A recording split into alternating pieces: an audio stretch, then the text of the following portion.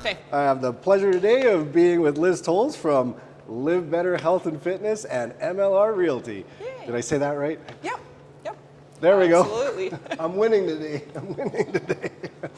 Yeah, I guess let's just maybe start by telling me a little bit about your businesses just to get the ball rolling. All right. So, my mom was a realtor. I don't know if you knew Millie Hutchinson. Why does that name sound familiar? So she was a real estate agent for almost 20 years. Wow. So I ended up Family business then, totally, basically. Totally. And that was right when we were kind of having our boom in 07, 08, and she was getting super busy. When I was on mat leave, and she was like, "Oh, I gotta retire. I don't want to be this busy." And I'm like, "What? Like you're too busy?" And immediately I just thought this is an opportunity. Right. So I took my real estate license when my son was 3 months old, and then joined her. Wow. So that's kind of how I got into the industry. Started out with Coldwell Banker, worked there until remember that. yeah. Was there until 2012, and that's when we decided to go out on our own. So that was my first taste of working with a business partner. And that was direct, from there you went Yeah. to MLR directly? No, well, we came to, our first company was My Lethbridge Realty. Right. And then we rebranded Right. in 2016. So Right. it's been a couple steps along the way, but yeah, I mean, real estate, that's a fun ride. It's never boring. Your weekends are toast. Pretty much, yeah. I always joke because originally I wanted to be a chef, and my dad said, "Oh, you want to work every weekend and evening?" And I was like, "No, I do not." So I went to real estate instead. Chose the same path at the end of the day. Yeah, but obviously, like 17 years later, I enjoy it. Oh, for sure. It's a cool industry. You never get bored. It's constantly changing, but And you've had the longevity, which is good. yeah. And then along comes this project. So this project, this wasn't, Mike and I didn't wake up one morning and say, let's buy a gym. How it actually happened was through real estate. So Live Better Health and Fitness used to be located out in the industrial parks. I don't know if you ever knew it out there. I think I remember who owned it. Yeah, Sarah. Sarah, Yeah. right. Yeah. So Sarah and I were great friends. Yeah. I was one of her first members at that gym the day it opened, and loved it. Like loved it. Fast forward to COVID. Yeah. And her trying to run it from Calgary. She went and fell in love with the guy in Calgary and moved up there. So she was coming back and forth, and I was she called me her gym mom. Like I was Handling down things. here saying, your coaches are having a meltdown, or this is what's going on. And just, I wanted it to succeed. Yeah. But I think she came right out of university, opened a business. She was there coaching 5 a.m. till 9 p.m, doing all the marketing, doing everything. And she just hit the wall and hit burnout for sure. And I watched all of that progress as I would go work out with her. So none of my stories are short. She actually came to me and she said, Liz, I can't keep running this from Calgary. I'm not doing a service to anybody. Can you help me find a buyer for the gym? So she approached me through the real estate avenue to help her find a buyer. And I'd kind of joked with her that, I got a great space on the north side that you should maybe think about moving your gym into once your lease is up. And it's kind of cute because when we actually got here and we're starting to move in, she was helping us lay the floors and get ready, and she says, this is a really great space. I'm like, that's what I've been telling you. So basically it was a hard learning curve because we didn't know anything about running a gym. All I knew was how to go to the gym and be told what to do. I had no idea how to run any of the software. Yeah, you had to learn from scratch. Oh, absolutely. Basically. Yeah. And at that point, she had started her new life in Calgary. It was good luck. Call me if you need me. So we went from there. So our intention was to bring one of our coaches over from the old gym. Right. So it was probably 2 weeks before we were ready to open, and he got in touch with me and he said, I don't think this is for me. So. What? So you have no trainers at this point? So no coach. Oh. We have a half-finished renovation. We're fighting with City Hall to get permits. You know, we have a pretty short window between, we'd planned to shut down for a month between here and there. Right. It was January, worst month ever to shut down for a gym, but her lease was up. Yep. We had to get it done. So we shut down for that month, and it was, you know, thank God for our members. Like, they all just showed up here, and I have pictures of, you know, 20 of them in there painting and laying floor and setting up equipment. Your members? Yeah. That's amazing. Yeah. Yeah. That's a community. It's huge. Like, that's what we pride ourselves on the most is. That's awesome. They wanted us to survive. They knew that anybody who ran a gym through COVID was just steering the Titanic. I mean, that's all it was. Our revenues were down over 75%. Easy. Yeah. Yeah. But that didn't change our overhead or, you know, we had a, thankfully, back to the coach part. Yeah, I remember getting that call, Mike. It was an email, I think. Hey, hon? Yeah. And we were laying in bed having our morning coffee, and I went, oh my God, we don't have a coach, and just started crying. So I think I spent an entire day in bed. The next day I just cried. I didn't get out of bed. I was like, what are we going to do? I don't know how to coach. I don't even know how to write a workout. Like, I have no certifications. I have nothing. So kind of just put it out there to the universe. Yeah. We need someone.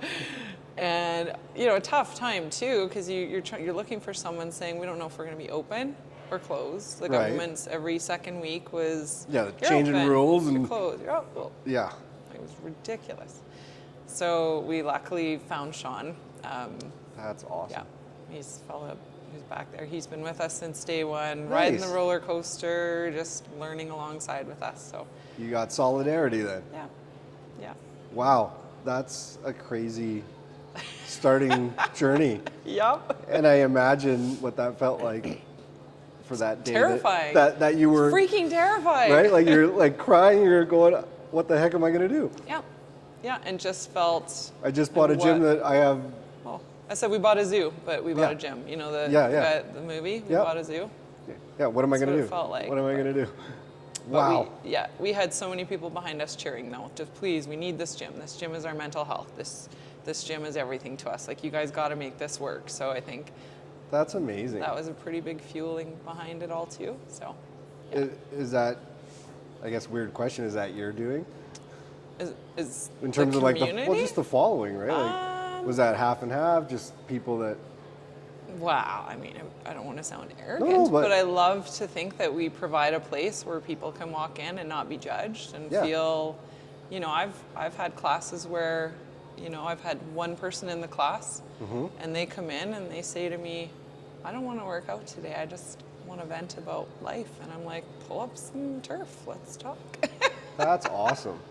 So it's definitely not your maybe typical gym. Yeah. Obviously, we want to focus on health and fitness, but getting people through COVID, so much of that was their mental health. And this was maybe the one place they could go.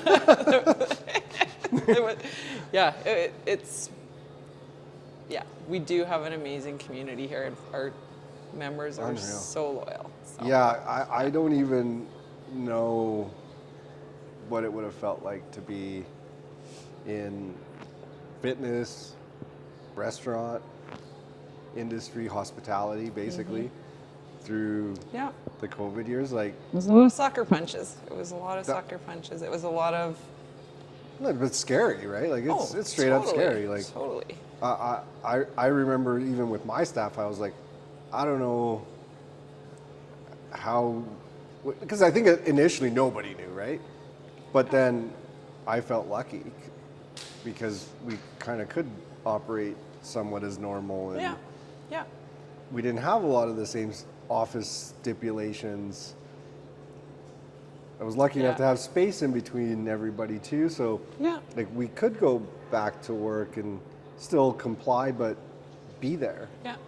And I would think your industry might have, correct me if I'm wrong, done better when people were moving to digital or in a way. It was a wake-up call, I think, for a lot of people, but nevertheless, it was just the thought of other businesses and what they were going through, in the fact that they maybe hadn't gone through that digitization mentality. Yeah.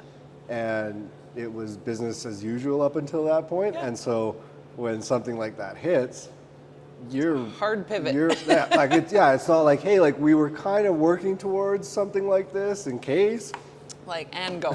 Yeah, it was just, we need bang. an online store like yesterday. Yeah, like it's insane. And just to see some of the revenues and again, like the overheads didn't change. Yeah. You know, I've had relationships with other gym owners too, and like some of the franchises, like, I mean, I can't know for certain, but I can't imagine you weren't having to make your royalty payments and among other things. And I can also imagine that in some of those spaces they're in mini malls that rents are extremely high. I mean, you still had overhead. You still have to pay the... Yeah, I mean, the bank still wants their mortgage payment. Of course. I mean, we like to keep the lights on. Yeah. Nobody loves to work out in the dark, and you know we want. You could have started a new trend. There was a couple glow times workouts. It was close. Yeah, glow worked. So we're not paying the ATCO bill this month. So in December Bring your we're own going glow to have sticks. bring your glow sticks. Yeah. I mean, there was a lot of stressful nights and a lot of, you know, okay, we need to innovate. We need to try something different. We need to dig a little deeper. Even the cafe, like people thought we were nuts, but it was unused space here. We had people saying, "Oh my goodness, every time I leave a workout, I'm so hungry." Right. or just they a love the coffee coffee. to chat. Oh, Just totally. a coffee Like to chat, right? coffee. And again, that community feel. And when we have our community classes on Saturday, sometimes the whole class is here. You know, there'll be 15 people sitting after laughing, and we're kicking them out at 2. Not kicking them out. No, but you know, they will stay here. Yeah. And it's the highlight of their weekend. I'm thinking, first of all, I love that you got up on a Saturday morning. Yeah. And came to work out, because a lot of people are like, And now you're staying. And now you're going to hang out. That's awesome. Yeah, we have such a cool group. But the cafe was Mike's baby. So we had someone who initially was going to take that over, had experience in the industry, and then last minute just felt it wasn't the right environment with Didn't work out. COVID, and we again went, So the roller coaster of entrepreneurship. Right. So this is how I know I completely turned him crazy, because Mike came out of like 25 years at Save on Foods, corporate, punch in, punch out. Structured. Yeah. Safe, Paycheck, pension, safe, you know, all that. And you know, he just got to the point where he wasn't loving working all the late shifts. He was missing time with his daughters. Yeah. Like, had great team members, good company, has nothing bad to say about them, but just was ready for change. So he pivoted at 42 and opened up he's ran our property management division. Yep. So when this opportunity came up and he's like, I want to do that. I was like, what? I was really shocked, because hasn't typically been in his blood. But yeah, this has been his thing, and I love how he's taking it back to grassroots. I mean, he'll come in, our daughter, one of our daughters, we have 4 kids together.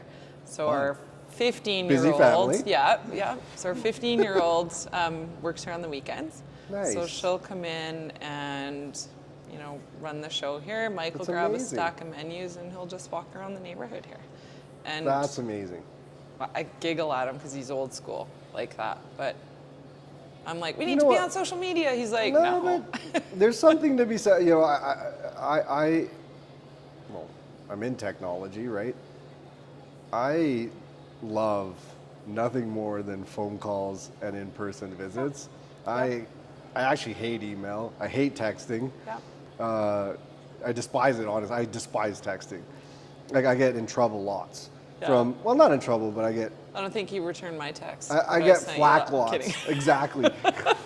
You're like, I'm going to see her in person. Yeah, it's all good. But it's true, like friends, like they'll text me and they'll be like, hey, what's going on? And I'll immediately call them and they won't answer. That's so funny. And they'll be like, were you calling me about something?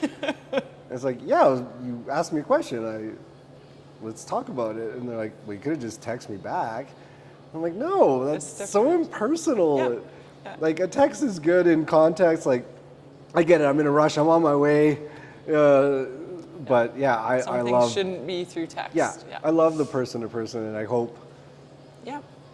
Maybe not hope is the wrong word, but I'd say I think that's the part I appreciate about more locally owned small businesses is there is that approachability factor. Yeah, and it's someone who has a family here and that you know, and like your face is part of the community. Mm-hmm.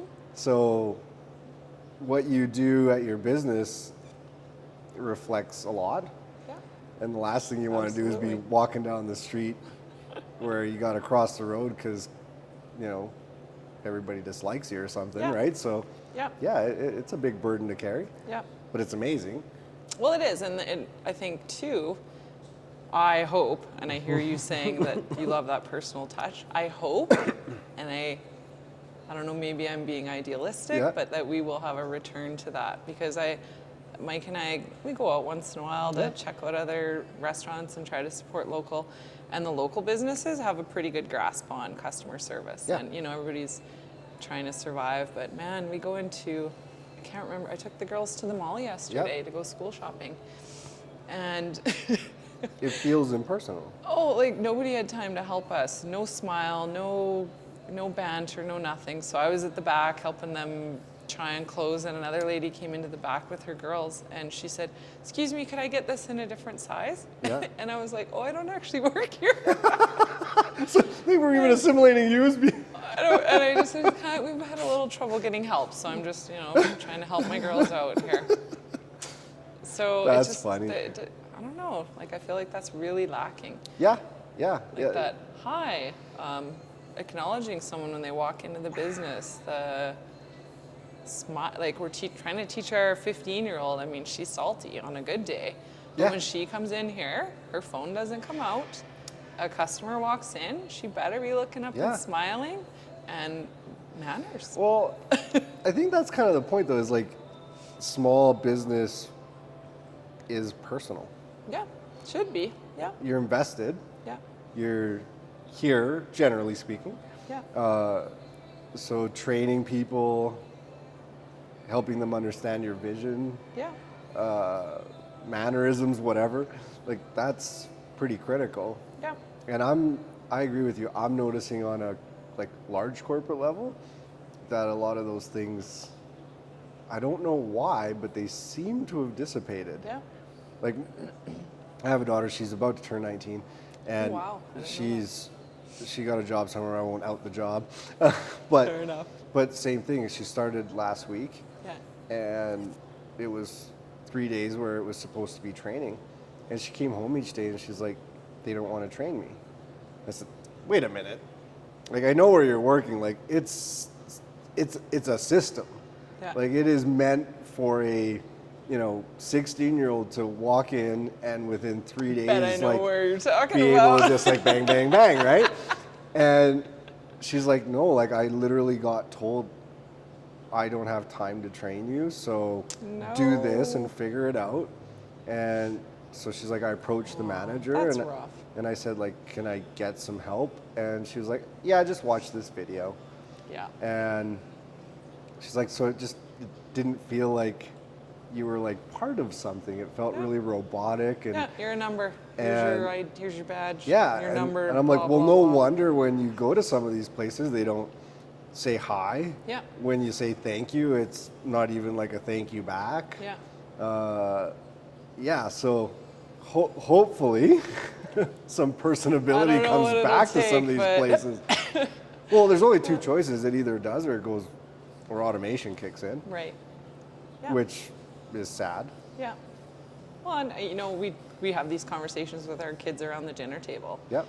And I mean, they live in the house with us. They hear the struggles. They're there when the alarm goes off here at 1 a.m. because one of the employees didn't lock the door. And the middle of Mike's birthday dinner, we had to leave to come here to meet the police. And it's like, our kids see that happening, so they understand from behind the scenes, running a company is not easy. It's not. We're just. It's not 9 to 5. Cash and paychecks and checking out. I mean, we are here. So I think they, they have some empathy and some respect for that.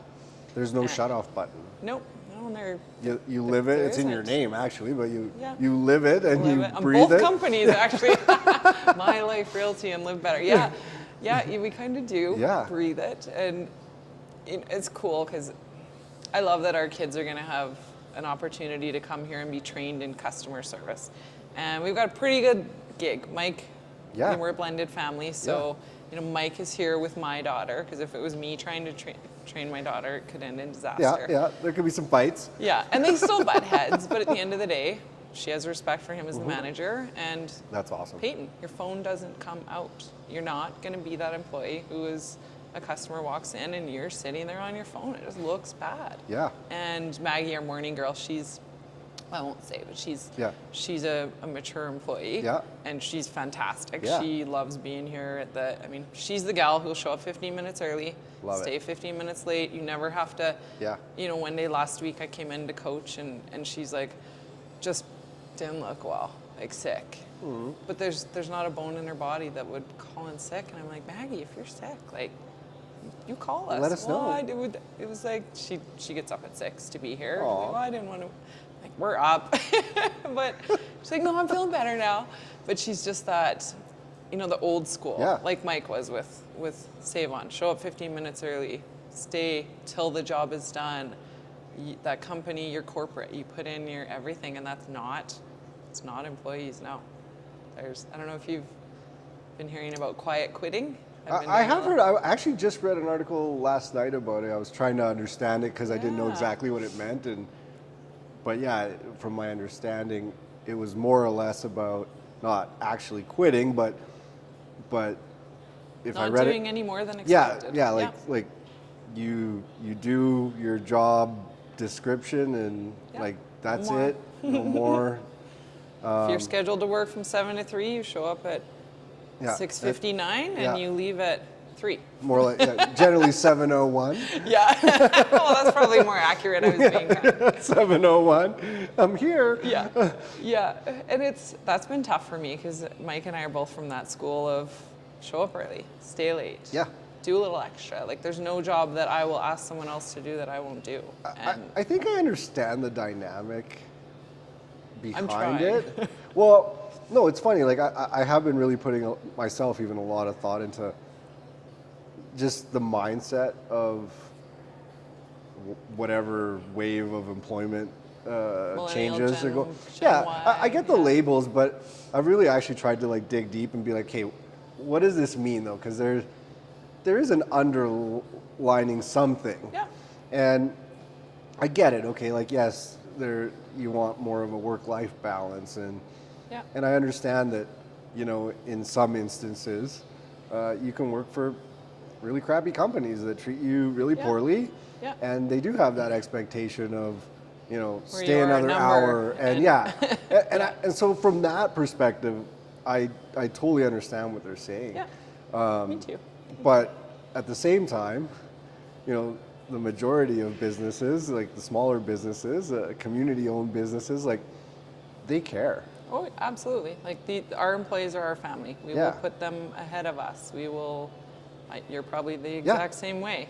You have someone who needs a Saturday off and they're a good employee, you're going to be like, bye weekend, I got this, right? It's tough to do that sometimes because it might not be reciprocated, appreciated, whatever the word. Some people will abuse it. Yeah. But that's the name of the game. Yeah. It's going to happen, and in between that, you just keep searching, and eventually you end up with the right team, the right people, the right sense of community and ownership. Yeah. Yeah. So I get that, but I think just going back to like that work ethic. Mostly I would say young people just need a little bit, I don't want to say respect, that's the wrong word, but ultimately to look at it from two perspectives at least. Well, I'll give them all the credit for understanding don't live for work. Yeah. And, the minute your health goes to shit, then that becomes really clear. So good on that point for them to figure that out. And I mean, my son now works at Save On Foods. Yeah. Great employer. They've been amazing to him. But he's 17 and he doesn't want to work 40 hours a week. It's, it's his summer grade 12. And every Wants week to have he's some coming friends home and- and he's a great employee and they know it. He'll do the job of 2 people. Yep. He'll work his butt off. He will get it done. So he's getting more hours. And he finally was like, I'm like, aren't you excited? Like you're getting all these hours. Well, but I don't want all these hours. So Yep. the employer needs to look at what's motivating this employee. Like if they want that work-life balance, then make that work for them. Yes. Now, if they turn around and they say, holy shit, work-life balance means I can't pay my bills, well, that's a them thing to figure out. But It is, but you're not wrong. Like, employers do need to open up at least their, like, mind around not, you may be hiring for a full-time position, but it may require 2 part-time people to do the job. Bam, right there. Or whatever kind of pivot you need to make. It doesn't make it less of an important role. Yep. But some people do want a little bit either more life balance, or they actually do want to work in a couple of different environments.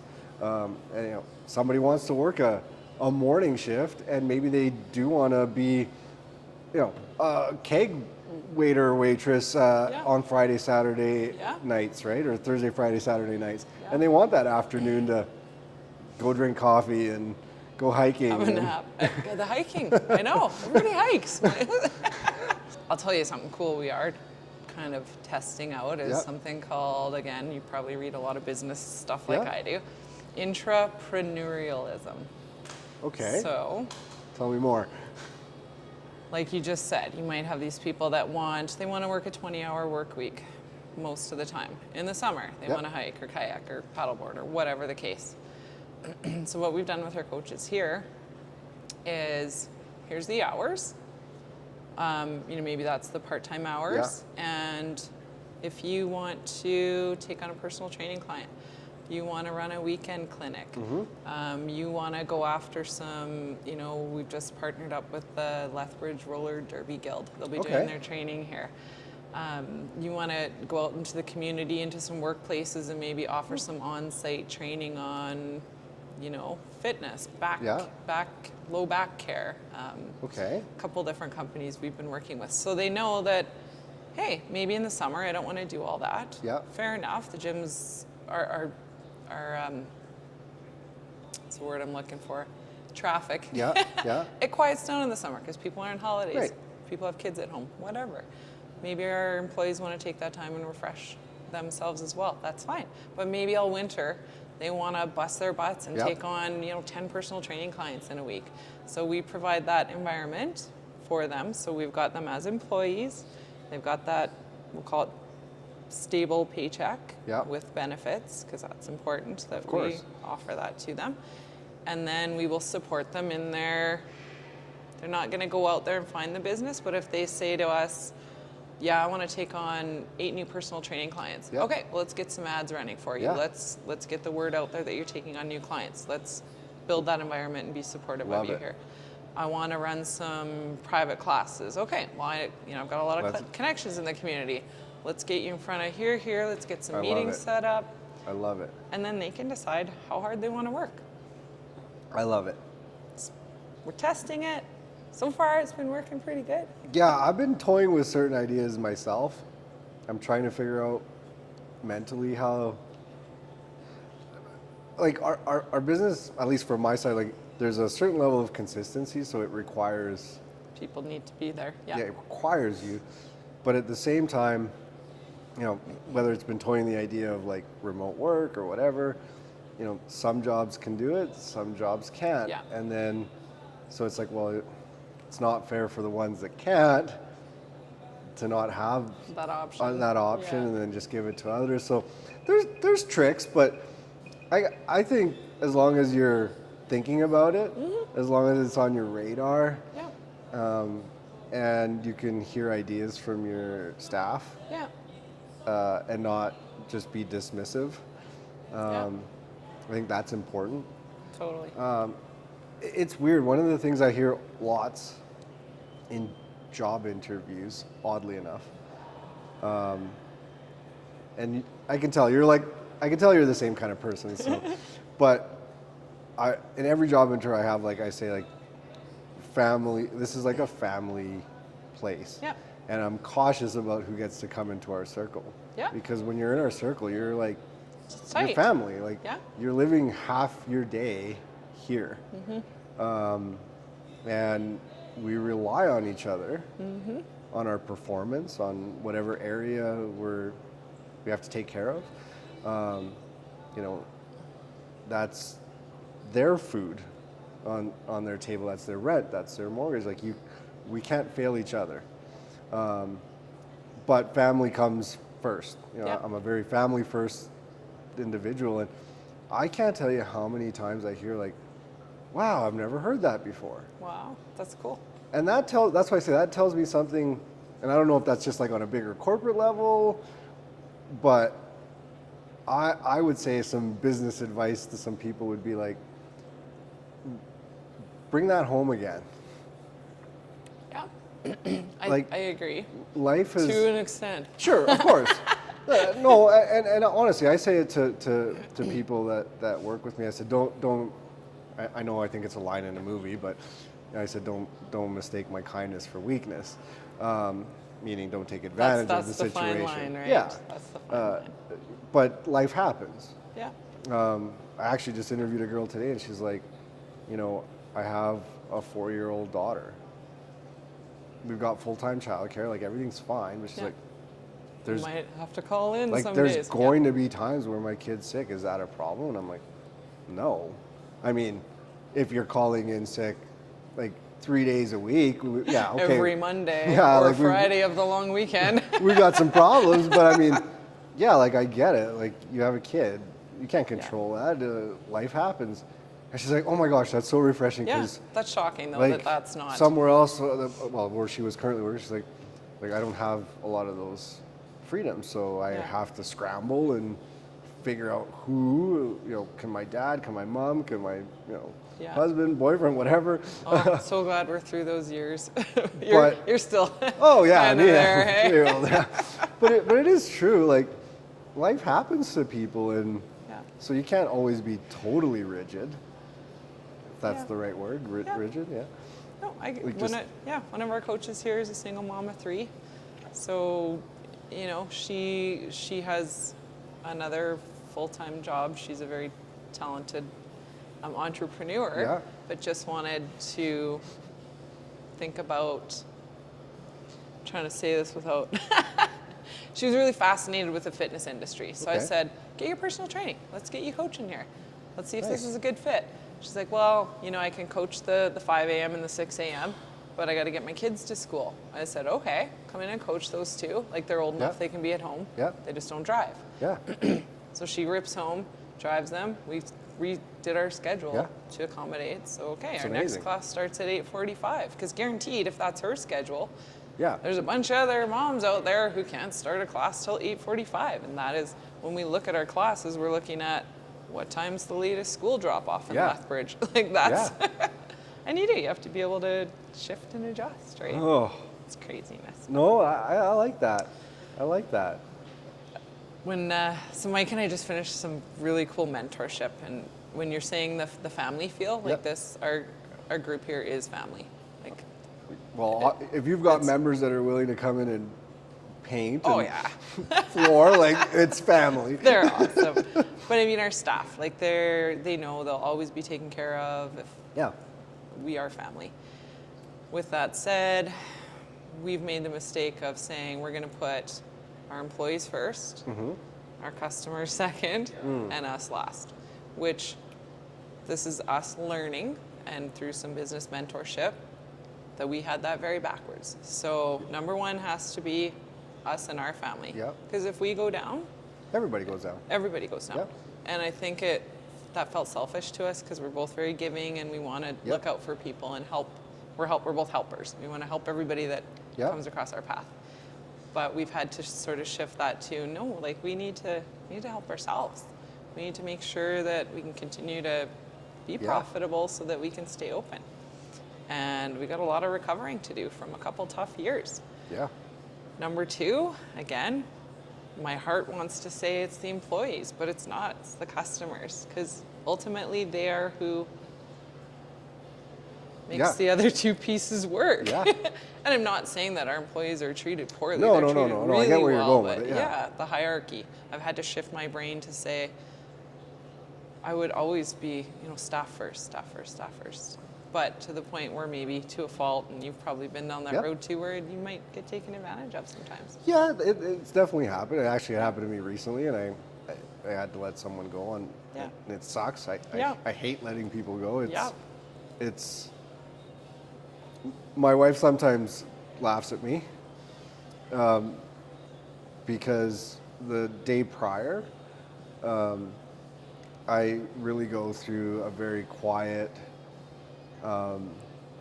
grieving? like non-talking. And my wife's always like, "What is the matter with you?" And I said, "Well, you have to understand, it's like a breakup." Absolutely. Like you don't want to hurt their feelings. You want to make sure they're going to be okay after. Yeah, I actually care about them, even though it just didn't work out. They didn't. This wasn't the right place for them. Yeah. And the longer I hold on to them, the longer I'm holding them back from their own better opportunities. Yeah, that's a great way to look at it. And the longer I hold on to them, same thing. The longer they're mentally diminishing in some capacity, and so it's awful. I might use that one. The which? If I keep them here and it's not working, I'm holding them back from their true potential. Well, there was I don't know if I'm butchering it, but I know of a business acquaintance of mine. I asked him like what his mentality was on hiring and firing. Because again, like you, like very sentimental about it. Mm-hmm. I said, like, what's your advice? Like, how do you make this work? Like, because he has a bigger company, and so a lot more employees, and I'm not saying a lot more turnover, but like you said, it's a little bit more corporate. So I just wanted to get like what it's like in a big company, and he just said, you know what? And again, I hope I don't butcher it, but he said, I'm okay having an employee that doesn't want to be here and leaves. Mm-hmm. I'm okay having an employee that wants to be here and thrives. I'm not okay having an employee that doesn't want to be here and stays. And it's toxic. I was like, that actually makes a lot of sense. And I just started looking again at my own internal processes, and it's funny if you actually pay attention to that marker. Say it again. So they don't want to be here and they leave. Yeah, they you're okay with having an employee that doesn't want to be here and decides to leave. Yeah. You're absolutely obviously okay with an employee that wants to be here and is giving it, right? Yeah. But you're not going to be happy if you have an employee that doesn't want to be here but stays. Yeah. And so that next step to me was, all I'm doing is holding them back. I'm holding them back from their own happiness because they're actually not happy to be here. Yeah. And as much as it is a detriment to our own business, it's a detriment to their life. Yeah. There's nothing good about it. They're not happy that you can feel that energy. You can, if you let it go on too long and you get this employee starts to catch it and that. No, but even going like to your business, right? Like, and talking about health and fitness. Yeah. It's a deterioration of their health and mental fitness. Absolutely. Well, you've probably worked in a job you didn't enjoy. Oh, of course. Of course. Yeah, and I'll never forget getting up, getting ready for work every morning, looking in the mirror, and the anxiety and the panic starting to set in because I was going to somewhere where just I wasn't meant to be there. Yeah. It wasn't the right fit. I mean, I learned a lot there, but yeah. Eventually you're been there.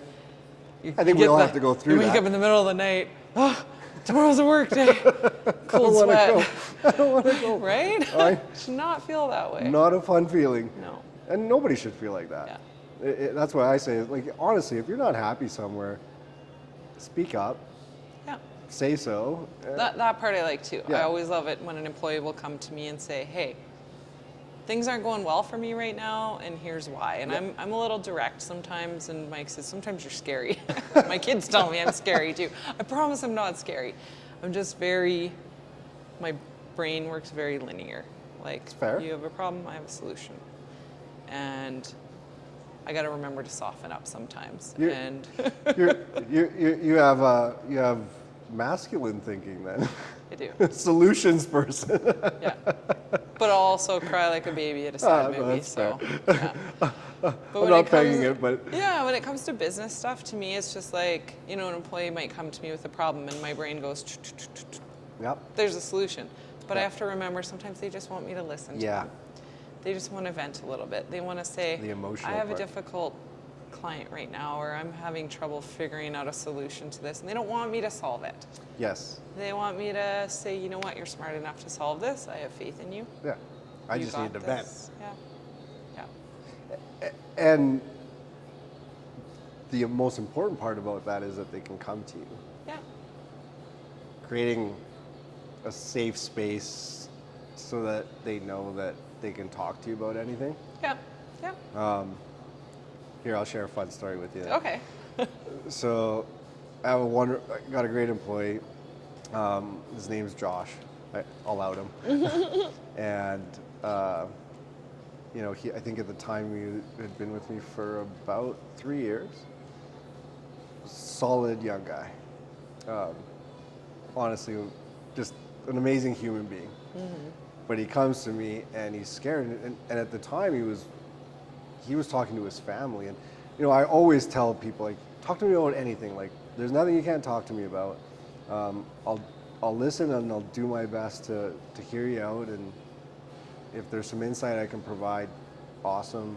Yeah. If not, you know, at least I'm just there to listen, like you said.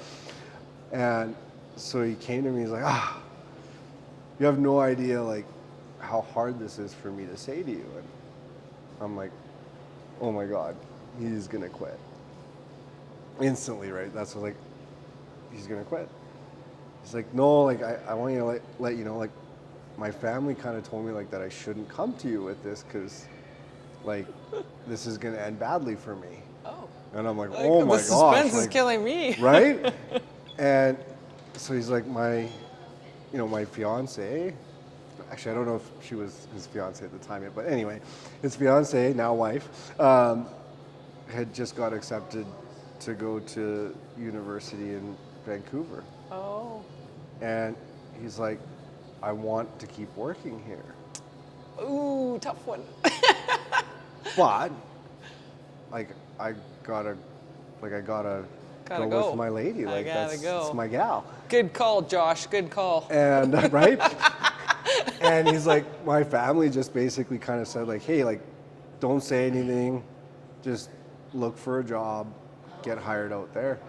And I'm like, he's like, but, you know, you always hammered on me, like, don't be afraid to talk to me, don't be afraid to talk to me. So here I am. And I was like, that's what you were coming to talk to me about? Well, and I can see you being the kind of guy that's like, hey, you're going to Vancouver. Yeah.